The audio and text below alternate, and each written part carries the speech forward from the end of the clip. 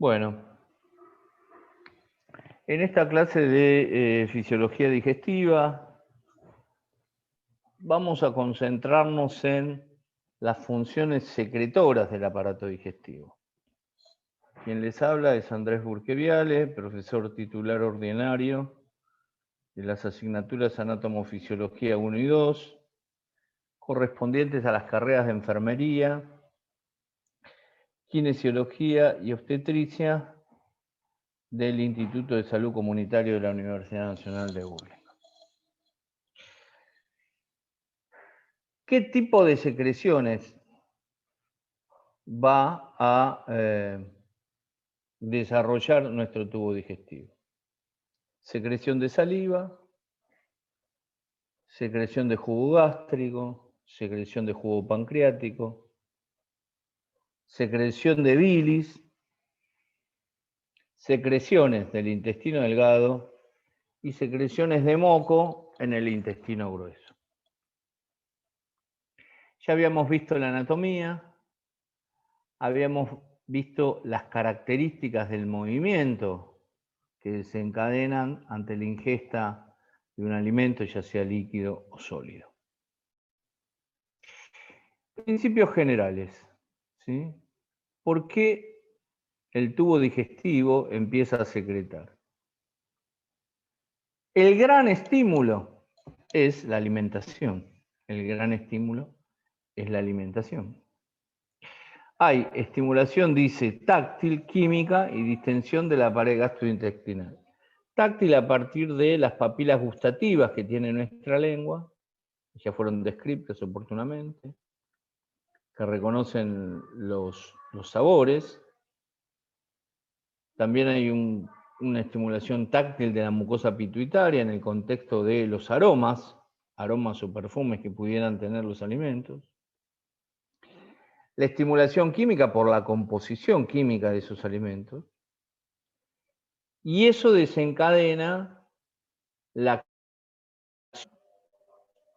que, como vimos, tiene como características no solamente la propulsión, la mezcla y la segmentación de ese alimento, sino también la secreción de sustancias para comenzar a degradarlos.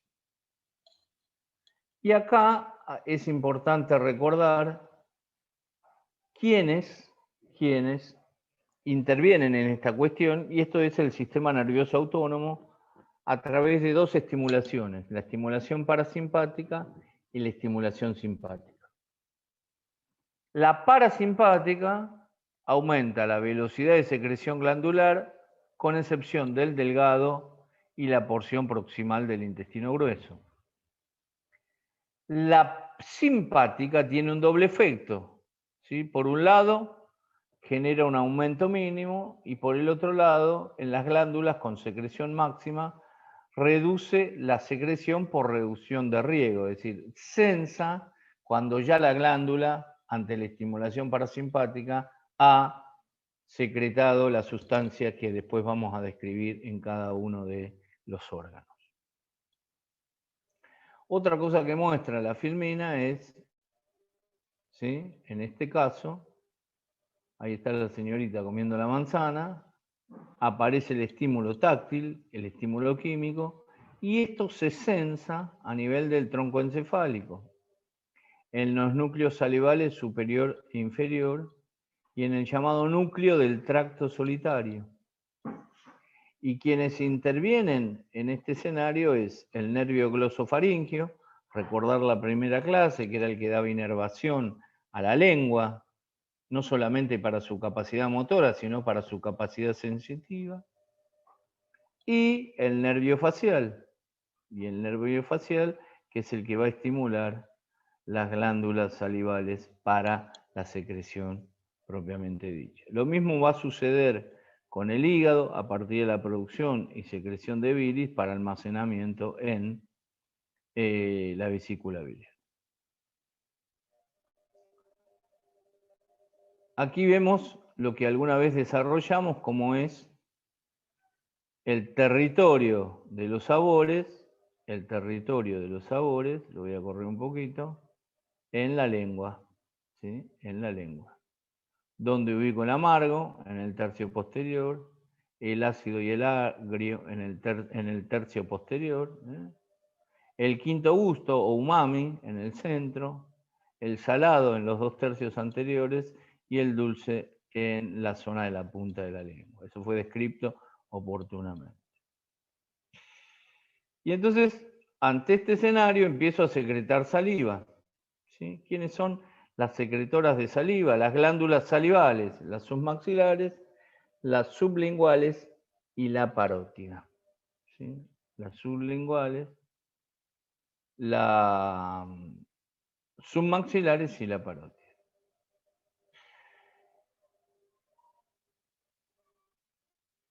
Acá hay que diferenciar dos cuestiones. ¿Qué tipo de secreción es la saliva? ¿Qué tipo de secreción es la saliva? Y uno define a la saliva como una secreción mucosa y una secreción serosa. La serosa va a ser la que va a intervenir para la digestión de los almidones. Para la digestión de los almidones. Y la mucosa, que contiene mucina, es lubricante y protectora. Lubricante y protectora. La serosa contiene una sustancia que se llama tialina. Tialina. ¿Sí? Cuando uno analiza la composición iónica de la saliva, pudiera decir que tiene una composición iónica parecida al líquido extracelular, con altas concentraciones de potasio y de bicarbonato y concentraciones bajas de sodio y de cloro. Altas concentraciones de potasio y de bicarbonato y bajas concentraciones de sodio y cloro. ¿Sí?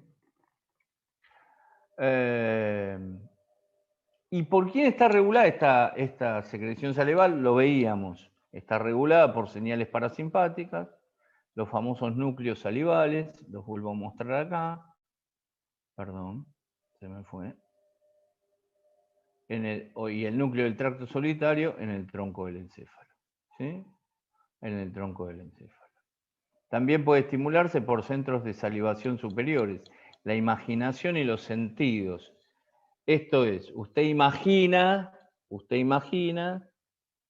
o desea placenteramente llegar a su casa y tener un alimento determinado. ¿Sí? O piensa, desea tener una alimentación, digamos, importante con X cantidad de alimentos que le provocan, digamos, la salivación. Y la otra es los sentidos. Usted pasa, imagínese, por la puerta de una casa de comidas, una buena casa de comidas, y es estimulada su vía visual por las pastas, si usted pasa por una parrilla, por los diferentes cortes de carne. Es estimulado también el tacto de la mucosa pituitaria, porque usted siente el aroma de esas cocciones en un escenario, digamos, público. Ni le cuento en el escenario privado cuando usted cocina. Bueno, eso es parte de la estimulación que acá el autor plantea. No es la imaginación, sino es el deseo del alimento en el contexto de la saciedad y también del placer. Un placer que debe ser obviamente medido. Quienes también secretan, digamos, en forma importante al tubo digestivo vamos a agrandarlo, es el estómago. ¿Sí? Es el estómago. Hay una estimulación donde interviene el nervio vago o decimopar y también interviene el sistema nervioso autónomo con su rama parasimpática para excitar la producción de pepsina y de ácido gástrico en el territorio de nuestro estómago.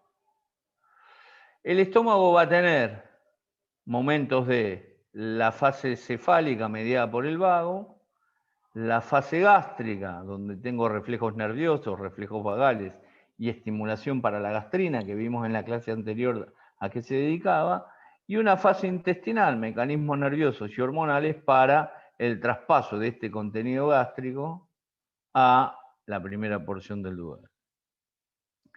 ¿Quiénes son las células que intervienen en esta secreción gástrica?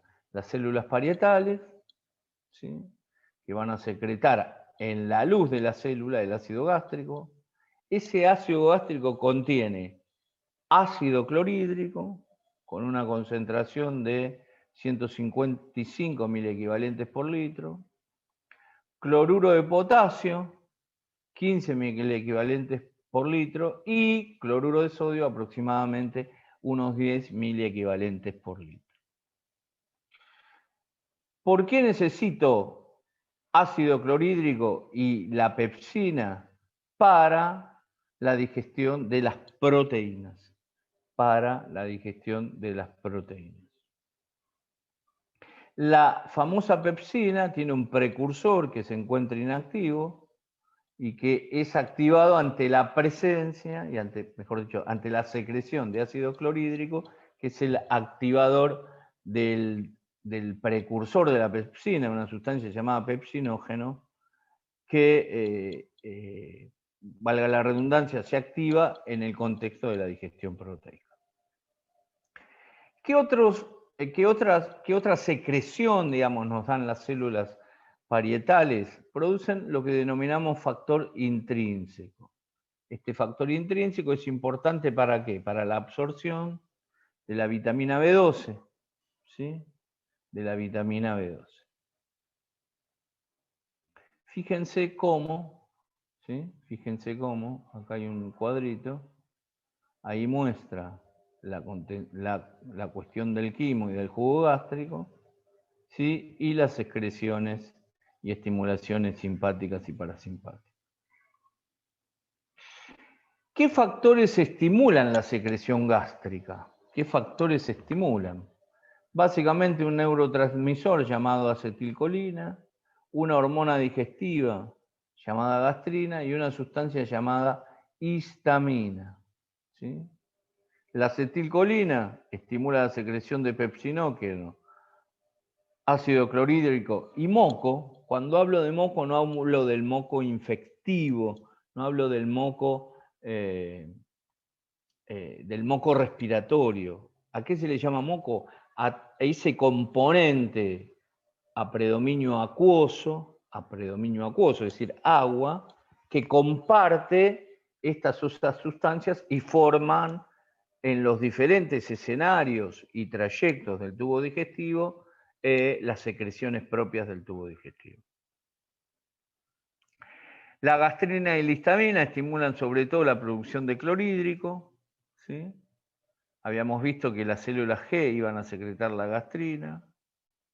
La histamina, junto a la gastrina y a la acetilcolina, la producción de este ácido. Y otra cuestión es importante es cuando yo tengo un pH que va a fluctuar entre 1.5 y 3, estimulo también a la somatostatina, que es la inhibidora de la secreción de gastrina. ¿Se entiende? Que es la inhibidora de la secreción de gastrina. Cuando usted tiene de más secreción, puede sufrir eventos agudos versus crónicos, de instalación aguda versus crónica. Entonces, cuando usted no regula no solamente la secreción de ácido clorhídrico y de pepsina, sino de gastrina y de somatostatina, usted puede empezar con procesos erosivos. El diagnóstico primario es la gastritis erosiva, en el contexto de alimentaciones copiosas y desmedidas. Y por el otro lado, usted puede tener, a partir del aumento de la secreción gástrica, eventos anatómicos. Puede generar una úlcera, ¿sí?, una laceración del epitelio estomacal y llegar, como uno ha visto a lo largo de la vida, a la hematemesis, al vómito de sangre, producido por esta ulceración a nivel estomacal o a nivel de el esfínter esofágico inferior, ¿sí?, el esfínter esofágico inferior, e incluso a nivel del duodeno, las famosas úlceras duodenales. Como decíamos, en la secreción gástrica tengo tres fases: la fase cefálica, la fase gástrica y la fase intestinal. La fase cefálica es lo que yo relaté como la estimulación, ¿sí? El tacto, el olfato, la visual, pasa por la roticería y ve rodando el pollo al espiedo y usted desea ese alimento. Bueno, ahí comenzó la fase cefálica. Usted empezó a secretar, aunque parezca mentira y no creíble, aproximadamente el 30% de lo que usted va a consumir si verdaderamente tiene alimentación. La fase gástrica tiene que ver con la distensión del estómago, es decir, llegó ese bolo alimenticio y comienza a conformarse el quimo, comienza a conformarse el quimo, lo que libera la gastrina y lo que vimos en la primera parte. Esto es el 60%, fase cefálica 30%, fase gástrica 60%. Y la fase intestinal comienza con los estímulos del intestino delgado, la presencia de productos de la digestión proteica, ¿sí? Todo este proceso que uno lo va relatando y que está sucediendo porque seguramente usted tuvo una ingesta hace 1 hora o 2 horas, o en este momento está ingiriendo algún alimento, va a haber un proceso, ya lo vimos, de traslado, propulsión y luego llenado del estómago y luego vaciado al duodeno. Eso lleva aproximadamente de 2 a 4 horas o de 3 a 6 horas en ingestas copiosas, transgresoras o desmedidas.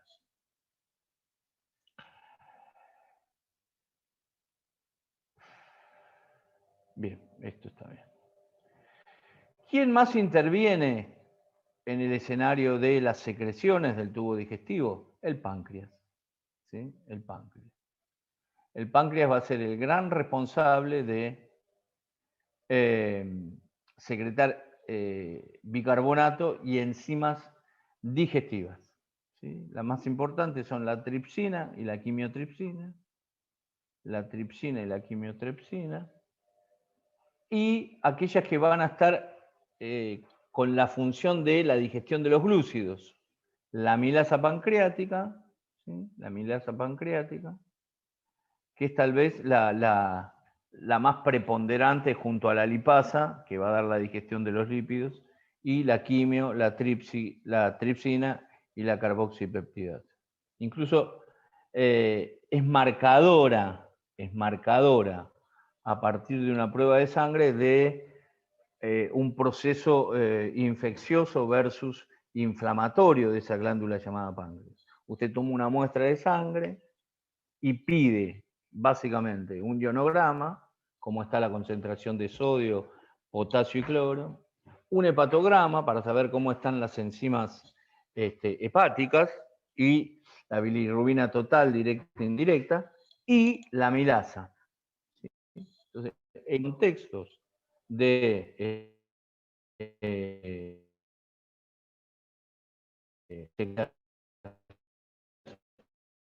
o no equilibradas, usted es un factor importante esta amilasa pancreática de la inflamación en agudo de su glándula llamada páncreas. Otra secreción importante que voy a tener a nivel del tubo digestivo es la secreción de la bilis. ¿Sí? ¿Y para qué secreta bilis el hígado? Para la digestión y acción de los ácidos grasos. ¿Sí? ¿Y por qué necesito secretar bilis? Para emulsificar, para la conversión del químico.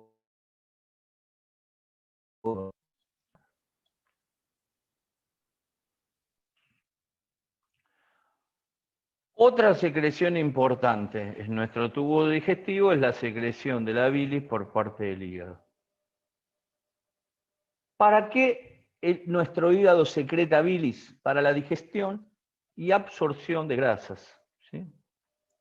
Las sales biliares contribuyen, dice el autor, a emulsificar las grasas, facilitando la acción de la lipasa, facilitando el transporte y facilitando la absorción. ¿Y para qué más secreto bilis? Para eliminar productos de desecho. La bilis sirve como medio de excreción de subproductos. El producto de excreción es la bilirrubina, producto ¿de qué? De la catálisis que va a tener la proteína plasmática hemoglobina y el exceso de colesterol que usted tiene. Obviamente que no es óptimo, porque si usted tiene sobrepeso versus algún grado de obesidad, seguramente en el contexto de un análisis de su perfil lipídico, usted va a tener aumentada la concentración de colesterol en sangre. O sea que no es una eliminación y un desecho óptimo, hay un límite. Y el que traspasa ese límite es usted a partir de la alimentación que tiene. La bilis se va a segregar en dos etapas. Una porción inicial que es segregada y secretada por los hepatocitos. Los hepatocitos son las células componentes de ese tejido hepático, con grandes cantidades de ácidos biliares, compuestos orgánicos y colesterol. Los ácidos biliares son el desoxicólico, ácido desoxicólico y el ácido queno-desoxicólico. Bien. ¿Cómo es el mecanismo, digamos, de transporte y de acumulación? Va a pasar desde los conductillos biliares de las láminas hepáticas a las vías biliares y a la vesícula propiamente dicha.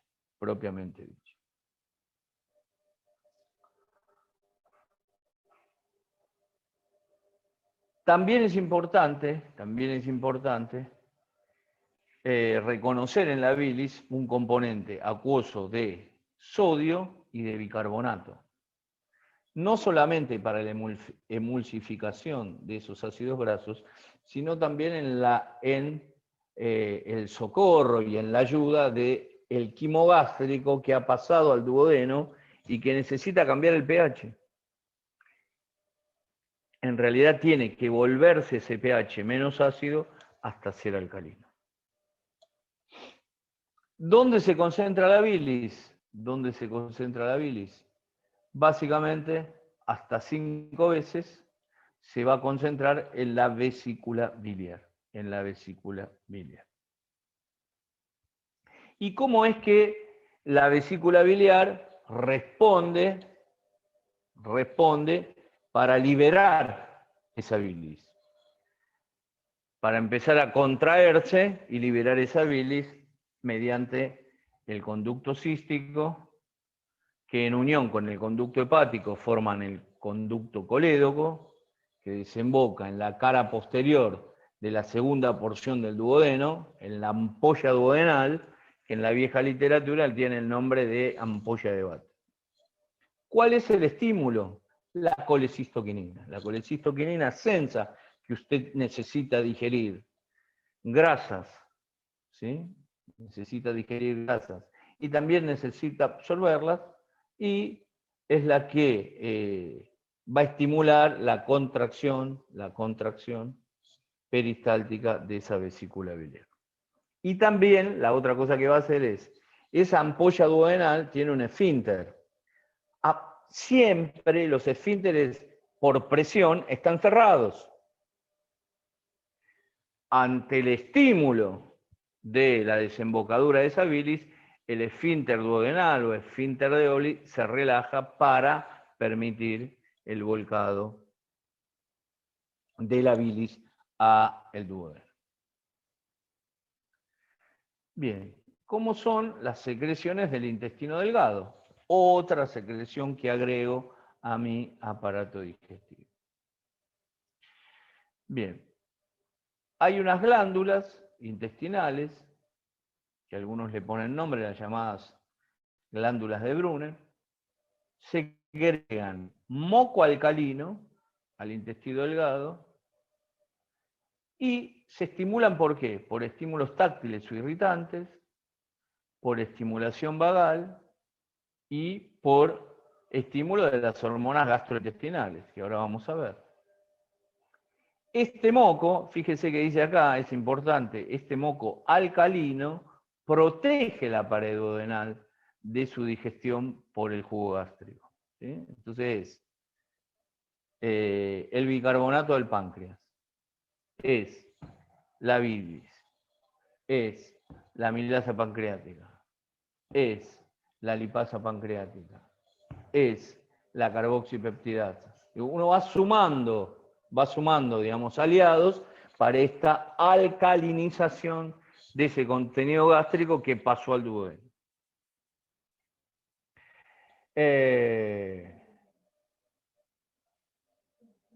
Y recordar, digamos, el gran productor de bicarbonato en este escenario ha sido el páncreas, pero también la bilis tiene ese contenido acuoso que habíamos relatado con el sodio y con el bicarbonato propiamente dicho. ¿Qué otro tipo de secreción tiene mi intestino? Bueno, los van a dar las criptas de vellosidades, llamadas criptas de Lieberkühn. Criptas de vellosidades o criptas de Lieberkühn, ¿sí? Que son las responsables de la secreción de las enzimas, de los jugos digestivos intestinales. Y en este sentido, este es un epitelio, acá hay un dibujito, bien pedagógico, que lo que marca es cómo uno va a encontrar estas famosas células en la vellosidad intestinal, ¿sí? Esta invaginación del intestino se denomina vellosidad. Esto siempre está cerrado, está bien colapsado, para decirlo de alguna manera, bien unido. Esto es una representación gráfica que tiene un valor pedagógico. Usted va a encontrar la famosa célula caliciforme, ¿sí? Y va a encontrar lo que denominamos célula enterocito. La caliciforme segrega moco con función habitual alcalina, Y recalco, cuando usted habla de moco, habla de aproximadamente un 80-90% contenido acuoso. ¿Qué hacen los enterocitos? Lo mismo, segregan o reabsorben agua y electrolito junto a los productos de la digestión en el territorio de estas vellosidades. ¿Ven? Todo este territorio. La importancia de estas vellosidades intestinales en el cuidado de las mismas hace que cuando usted padece algún tipo de enfermedad, ya sea aguda versus crónica, tenga dificultades en esa absorción y en esa digestión y en esa secreción necesaria de ese moco intestinal. Bien, dice el autor, secreción de moco en el intestino grueso. Aproximadamente el 90-95% de la secreción del intestino grueso es moco, ¿sí? Protege la pared intestinal de la bacteria.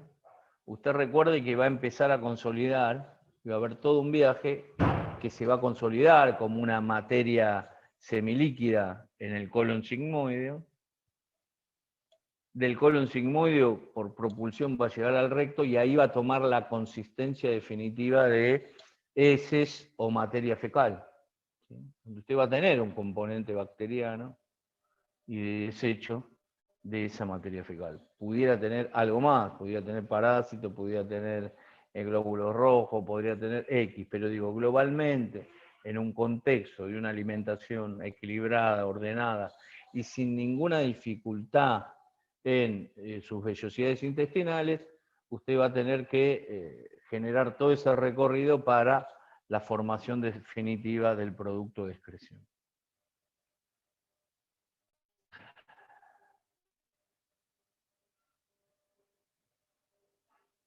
Una vez que vimos la secreción, dígame si estoy bien en el tiempo, tengo que hablar de la digestión. Quedan 3 minutos. Bien, de la digestión y absorción del tubo digestivo. ¿Sí? Los glúcidos, las proteínas y las grasas. diferentes alimentos mediante hidrólisis. Digestión de los glúcidos, de las proteínas y de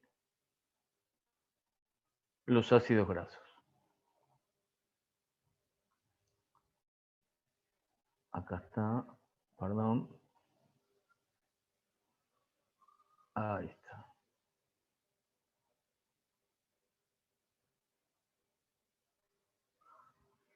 ¿Dónde comienza la digestión de los glúcidos? En la boca. El componente ceroso de la saliva, llamada tialina, hidroliza el almidón, ¿sí? 5% en la boca, dura 1 hora en la boca hasta que el pH bajo inactiva la tialina, ¿sí?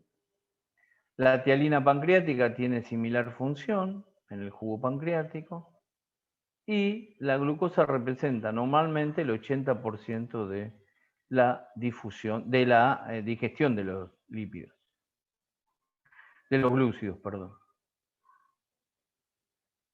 Otro escenario importante de digestión es intestinal. Ven que acá dice en las famosas microvillosidades intestinales de nuestro organismo. Las proteínas. La digestión de las proteínas comienza en el estómago. Hay una degradación y son digeridas como proteasas, peptonas y polipéptidos para ser digeridas, y acá hay que recordar, por las enzimas pancreáticas. ¿Cuáles eran? La tripsina y la quimiotripsina. La tripsina y la quimiotripsina. Hay una tercera enzima pancreática que se pone en juego, que es la carboxipeptidasa, que es la que descompone, entre comillas, esas proteínas en su unidad estructural, molecular, que son los aminoácidos. Los aminoácidos.